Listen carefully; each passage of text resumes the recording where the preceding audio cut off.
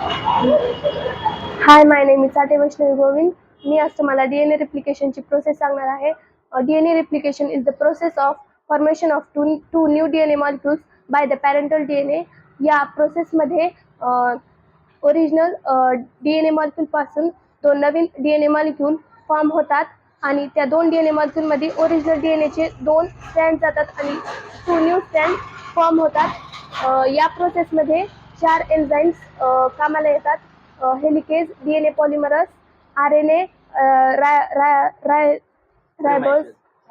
रायमोस आणि लायगेज, डीएनए लायगेज. तर मग हेलिकेज सर्वात आधी डीएनए रेप्लिकेशन प्रोसेस करण्यासाठी डीएनए ला सेपरेट करणे गरजेचे असते. यामध्ये हेलिकेज हा एन्झाईम हेल्प करतो. डीएनएचे स्ट्रँड हा हायड्रोजन बेसिसने बनलेला असतो. तेथे 4 नायट्रोजन बेसेस हेल्प करतात: ॲडेनाइन, ग्वानिन, सायटोसिन आणि थायमिन.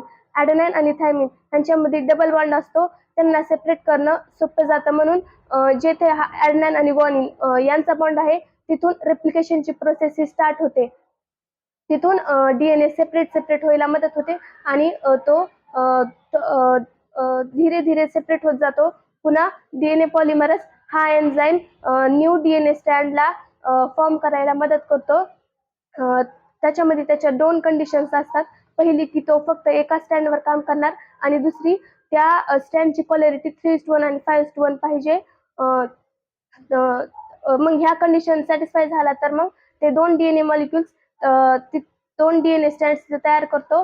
पण तिथं त्याला ते कुठून डीएनए स्ट्रँड तयार करायचा यासाठी तिथं त्याला हेल्प करतो आरएनए प्रायमेस. तो आरएनए सेगमेंट डीएनए स्ट्रँड पाशी असं थोडंसं सोडतो.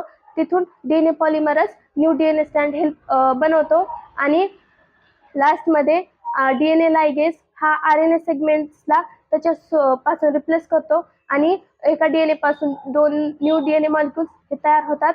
2 न्यू डीएनए मॉलिक्युल्समध्ये ओरिजिनल डीएनएचा फक्त एक स्ट्रँड असल्यामुळे त्याला सेमी कन्झर्वेटिव्ह असं म्हणतात. Semi conservative DNA replication.